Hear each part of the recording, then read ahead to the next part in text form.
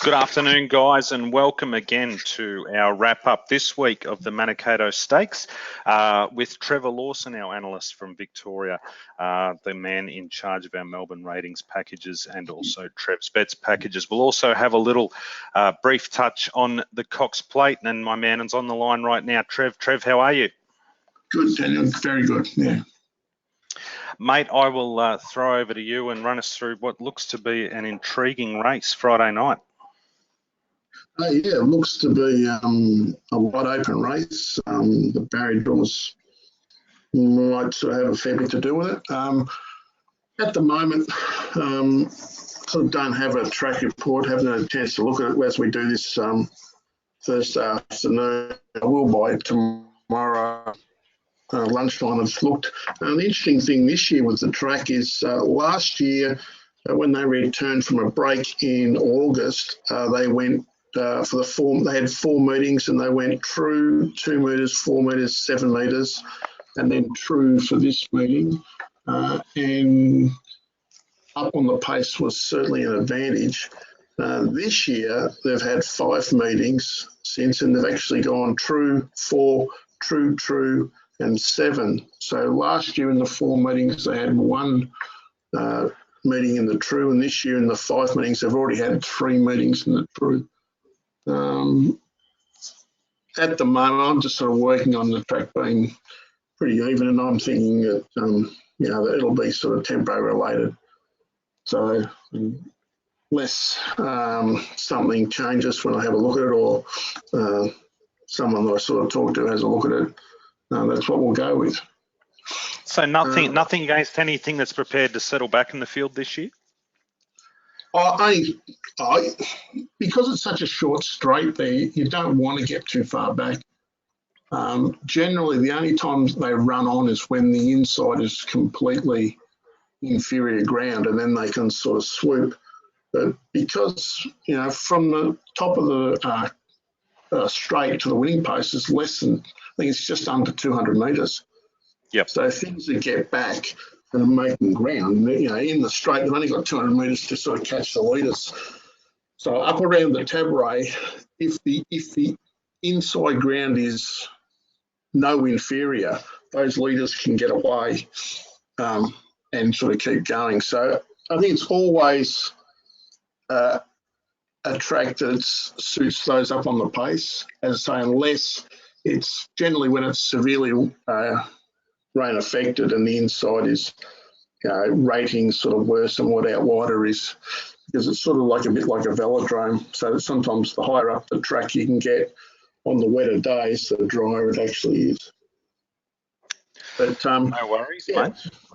So yeah, I've sort of just worked on it, just sort of been even and tempo related. The field is here. So we've got Brave Smash, Kementari is coming back in distance. Malaguira's first up for almost 12 months. Voodoo Lad. There's 4 Aidan O'Brien runners. They've all raced here this season. Hootson, Tulip, Scott Plinkers again. Sprite, who ran a place last start. Invincible Star, the man from Sydney, comes down. And Sunlight's the 3-year-old filly. So there's a fair bit's been spoken about her only carrying 51 kilos, but the fact is, at weight for age, that's what the weight for age is, 51 kilos. So in effect, to all the others, what they're carrying for their age, she's evenly weighted. So sometimes it's just a bit of an anomaly that they can get in. Everyone talks about the weight so light, but she is a 3-year-old filly, so ineffective. She's a like an under 17s footballer playing league football type thing. Interesting. Really, sorry, Trev. Really interested to see your speed map. Yeah, so the map's a little bit speculative, but from one, Malaguira I thought would get crossed. So he's in 1. US Navy Flag, he led the July Cup in England that Redkirk Warrior ran in, and in the Everest he missed the start. So I've sort of put him up on the pace, just sitting just off the pace. But I mean, he could be up here, and or he could miss it again. So Sunlight will race on the pace. Hootson, I think, will race on the pace. Invincible Star will race on the pace. They should have enough speed to sort of cross with possibly Sunlight handing up. Jungle Edge will just sit just off them. Voodoo Lag generally goes back. Brave Smash generally goes back. He has got blinkers on again. So, I mean, they may sort of sit midfield. Tulip's sort of a midfield to just forward a midfield horse. He's got blinkers on again. So I think at best, it's going to be sort of 3 or 4 wide if it goes forward. Fleet Review, midfield, he'll probably have to go back from there. Kementari's got blinkers first time. He's never been a really good gate horse, and he's sort of drawn out here. So I'm thinking he's not going to have the speed to keep going forward. So I think his best chance of winning is try to get, sort of 3 wide with a trail or 4 wide with a trail, sort of midfield to just back. Sprite will go back. So when all these horses, Constantine are back, he'll be sort of back here. And Spirit of Valor is another horse that will basically sort of be midfield 5 wide, so he'll probably have to go back as well. So when the map settles down, I sort of think, Invincible Star, Hootson are going to be up there with Sunlight, US Navy flag just behind him, and these sorts sort of midfield to sort of back. Yeah, it's going to be very interesting with Sunlight whether McAvoy instructs Clark to go forward and lead, or whether he does give up and just sit behind. Yeah, I would assume they'd try and lead, but if they're going to get attacked, then I would assume he'd hand up. So yep, that was sort of my thinking. So, I mean, the interesting one's Hootson. It has sort of got blistering speed early. It did win a race here last year, albeit in lesser company, leading all the way over 1,200 running blistering time. But his couple of runs this time, he's sort of half by taking a sit, but they were behind sort of Nature Strip, who is an extremely fast horse. So the race, Sunlight is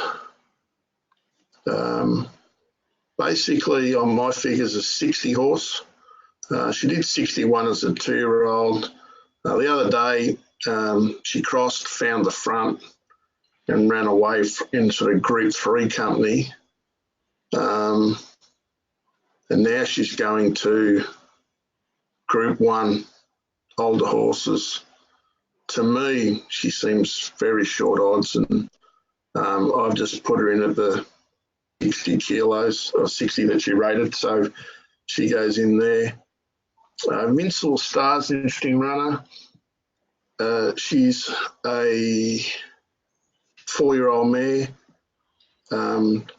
She won the same race as Sunlight last year as a 3-year-old filly, and on my figures she went a length and a half better when she won by 4 lengths. She then went to the Darley or the Coolmore, I forget what they're all called now, but the race on Derby Day, and she was beaten an inch by Merchant Navy in a fantastic run where, so she was beaten an inch by things. So she's a pretty good horse. She had 300 days off, so I assume she may have had something wrong with her. She resumed. She did a figure first up, over 1,000 behind Red Zell. So she got beat 1.2 by Red Zell, who has won the past 2 Everests. She then ran second, beaten an inch behind Buller Muscle, who has been going pretty good. And she finished just in front of Brave Smash. And then last start, she was slightly disappointing. She had to do a bit of work to sit outside Red Zell. They went fairly quick. They went pretty quickly. She dropped out in the straight, but she did pull up. You can see with post-race recovery. She got beat 5 lengths, but in that race, Red Zell actually got beat 2 lengths anyway, and then he came out and won the Everest. And you can see in the positions in runs, the horses that sat first, second, and third filled the last 4 spots. So it was sort of a race run in reverse, where the horse that settled second last beat the horse that settled third last. So I was happy to forgive that run. Every day of the week she can do 62.5, so I'm happy to put her in at 62.5. Sprite, he ran on the other day. He was 43-1. Last start he drew 1 and sort of sucked up and run on.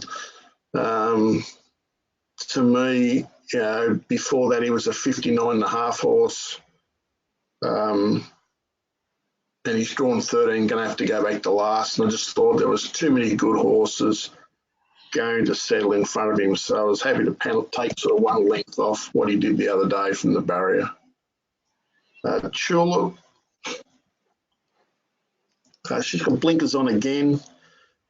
She ran well first up here, and then second up here she got too far back and flashed home, and then she won narrowly over 1400, and then last start basically had every chance over 1400. She had 20 days off, bit of a freshen up, blinkers first time back to this trip. She's got a good record here. She won in February here. She was beaten an inch first up in August here. She maps not too badly. She's going to sort of sit in midfield, maybe 3 wide. At the moment, I've sort of put her in at her best, which is 60.5. Hootson is the interesting runner. She did, as a 3-year-old filly, she did 62, leading all the way in September last year. Second up at Randwick in April, she did sort of 61. First up this time in, she did 66. That's just astronomical. That was the race with Nature Strip where they went 100 miles an hour. The market only sort of thought she'd do 61 that night, so she overperformed against the market. And then last start, she settled inside. She was shuffled back to midfield, mid-race, and she hit the line well, and it's a definite forgive run. So I was sort of rated somewhere in between these 2 figures, and I've put her in at 63.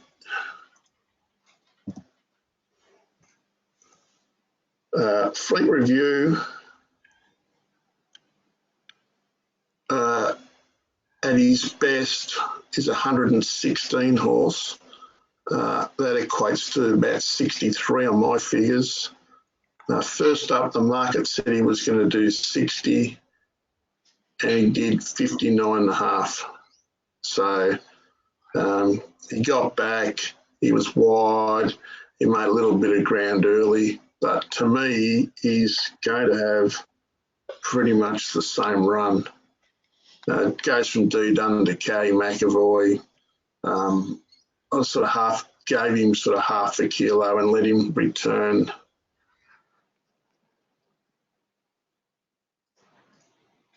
Let him return. Sorry, he did 57. And the market said he was going to do 60. So I've put him in at the 60 just to sort of see what the market looks like, and left it there. US Navy Flags, hard horse to get a line on. He did 121 last year, which is about, on my figures, 65.5, and then winning the July Cup, he did sort of 67.5. And then first up, he missed the start, got back in the inside, just looked like he was all at sea in the ground. And he was sort of like a $16 shot on the tote. So no way known the market rated him 67.5 there.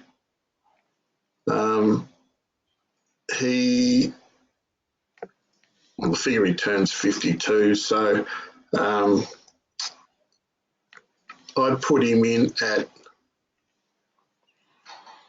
64, which is about 2.5 off, 3.5 off what he can do.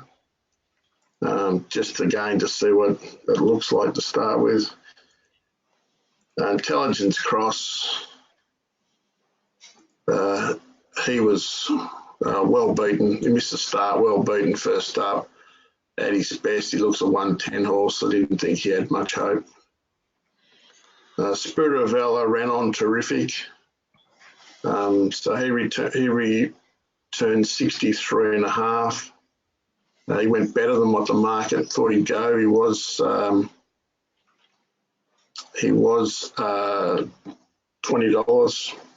He was sort of $19 on the tote. He ran terrific sectionals. So I was happy to leave that figure. The only thing is, from that barrier, he is going to have to go back, and he probably will need speed on. So I was happy to just take one off for the barrier. The Jungle Edge, to me, it's just a heavy tracker. On a heavy track, he sort of does 62.5s. When the tracks get good, he's not quite as effective. So I was sort of happy going around him. Took him out of the market. Voodoo Lad gets Zara on. He did run second on him 4 starts ago at Caulfield. He's done 64.5 and done 64, but pretty much every day of the week he can do 63. The past 2 starts, he just hasn't been able to get in the race the way the race has been run. So happy to put him in at 63. He will need the speed on, but Malaguira is a pretty good horse, Malaguira, but he's first up for almost 1 year. So in the past, he's run well fresh, but he ran well back here in 2016 off 119 days. They ran well again first up off 119 days. Then he sort of had 62 days off 49, and then he ran last year grand final leave first off of 132. So he's done sort of 62.5, 63.5, 62.5. But now he's 7-year-old. He has had 1 trial at Cranbourne.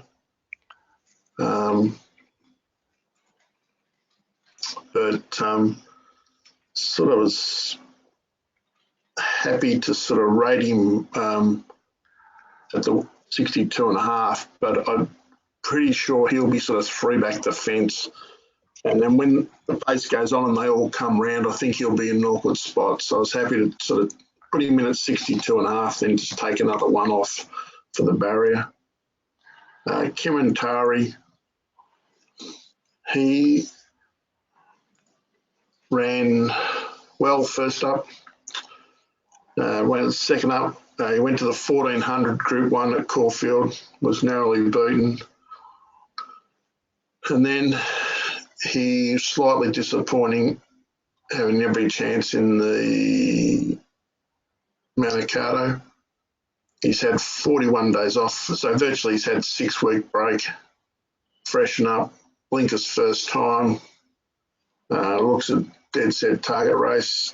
He's pretty good fresh, so he got beat narrowly first up off a 98-day break in February in Sydney. He walked in. Just the barrier. So I was happy to put him in at his figure of 64.5. but wants some sort of protection, seeing he's sort of going to be possibly in no man's land, so sort of just took one off there. Brave Smash is going well. He ran terrific here 2 starts ago, over 1,000, returning 63.5 in an unsuitable sort of distance. Then he went to the Everest and was all at sea on the wet track. It was the first time we'd ever seen a track like that, so I'm prepared just to not worry about it. Last year he was going sort of 66s. This year a bit less.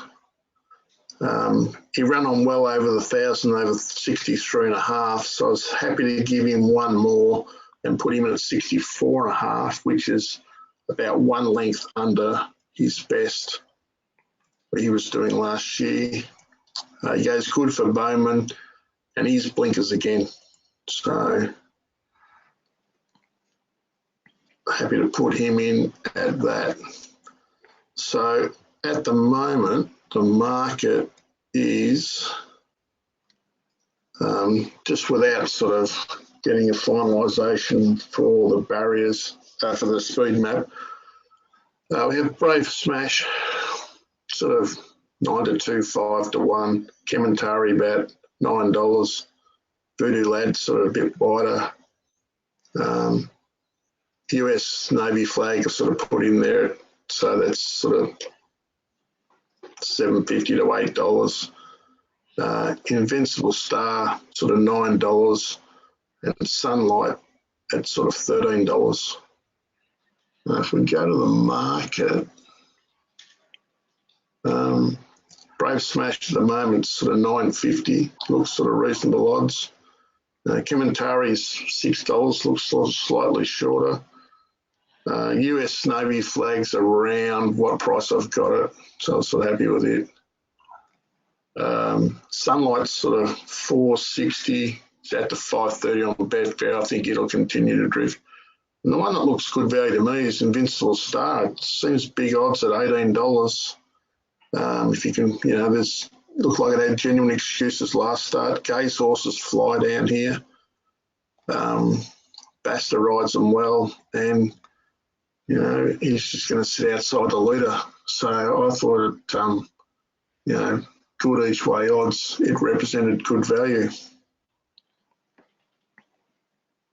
in a difficult race.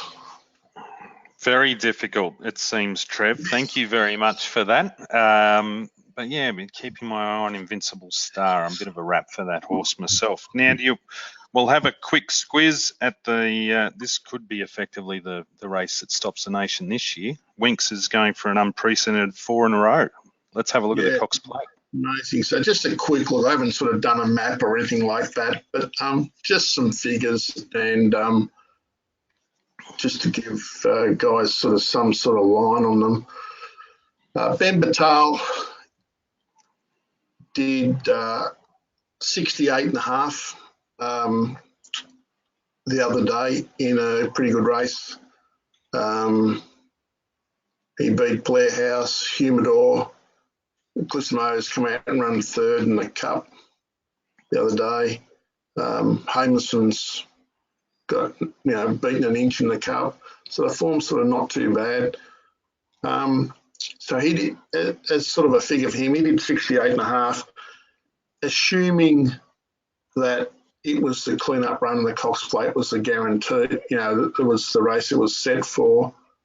If I give it another length improvement, it sort of takes it to a figure of 70. Humidor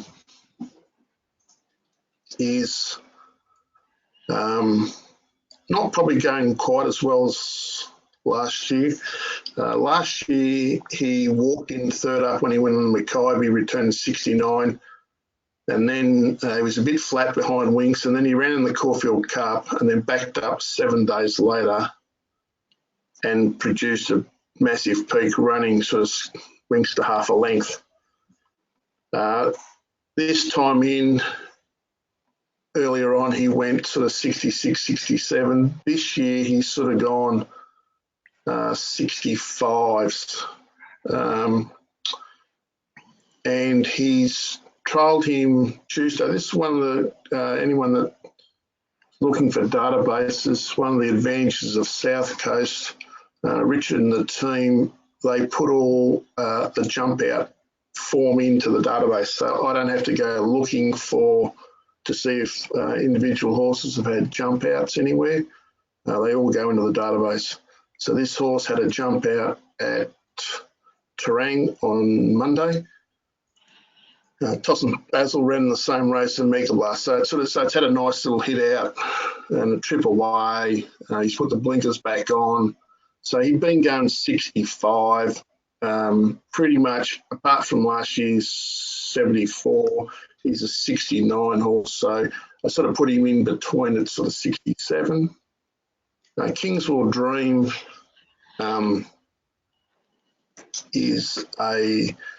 had no luck last week. It's on the back up, but I mean, at its absolute best, it's a 65. I did 67, but its absolute best, it's a 65 and a half horse this time round.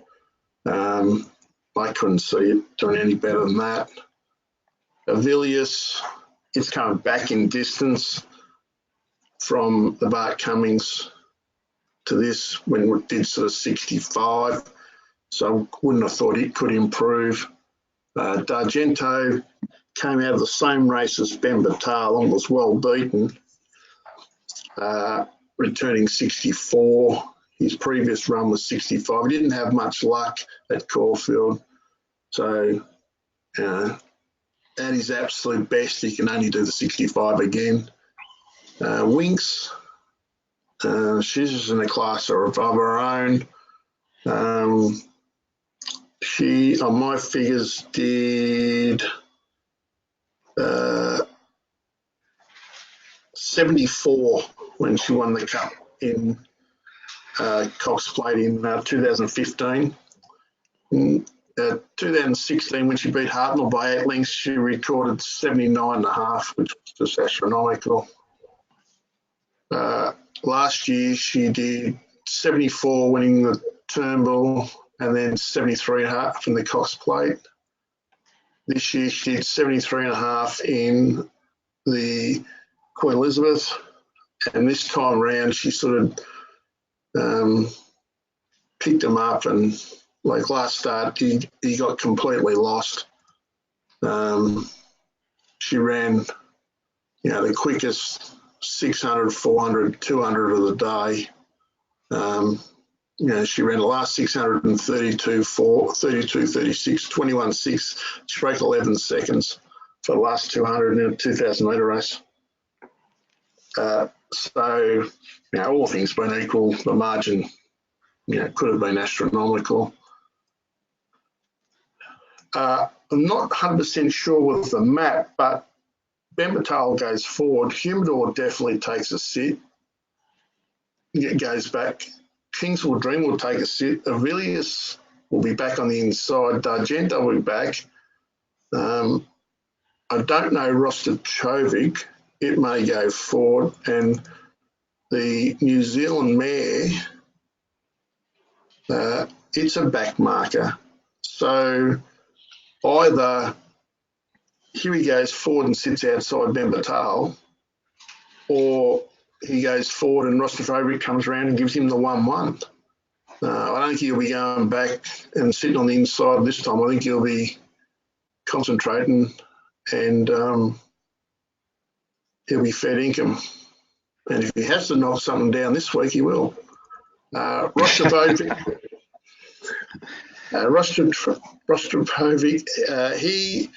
his best figure is 117. So as I said, on my figures, that's about 63.5.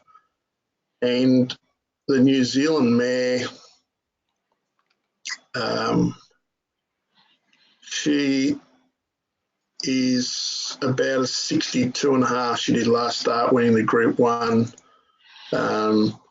She beat Lizzie Lamore by 2 lengths, who came here last year and struggled a little bit, probably wasn't going 100%. So You put those horses in like that, you basically get Winks $1.15, Bembertale sort of $13, and nothing else in the market. I mean, the advantage Winks has is she's the best horse, and the others have got to give her weight. But as we've said before, it is weight for age. But yeah, I think she's got a clear class edge, and there's every chance that Bembertale runs second, and then it'll be anybody's pick for third. So on those ratings, I'd have Bembertale, $1.60 fave out, and sort of Humidor 9-2, and then a gap to the rest. But for me, it'll just be a watch race, and I suppose hope she wins for more so for the general public and stuff like that. But unfortunately, there's people that want to, like myself, that like to bet in the races. It won't be a betting race.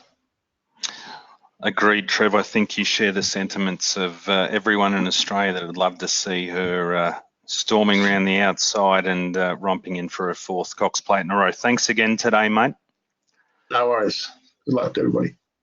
To everyone out there listening, that was Trev. Melbourne ratings package is open and available. Our Trev's Bet subscription is available as well. Please get in touch. We've got a number of promos and offers that we're running throughout the Spring Carnival. Call us on 1300 500 057, or alternatively, you can email us on team@championbets.com.au. Trev, thanks again. Thanks, Daniel.